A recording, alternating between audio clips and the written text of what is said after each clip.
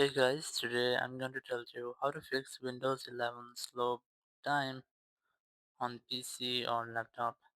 If you're using any PC or any laptop using Windows 11 and you're facing the issue which is slow boot time with your Windows, so let's see how can you fix that. You just have to press Window button and here just search for Control Panel.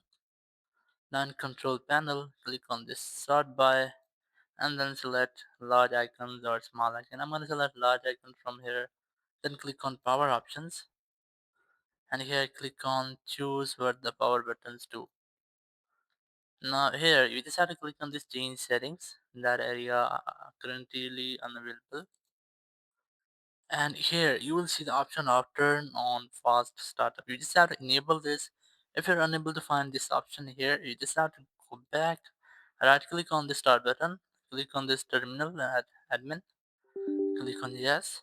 Now here you have to enter a command. So I have this command in my text here. This is a command. You just have to enter the same command in your terminal or admin terminal.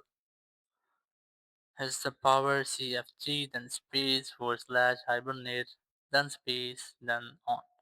Once I've entered this, press enter from your PC.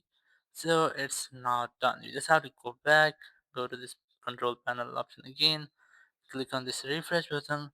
You will get this option here. Just enable this, and once I've enabled, your PC boot time has now been fixed. If you was facing the slow boot time issue, it has now been fixed. Thank you very much for watching the video. Until next video, bye bye.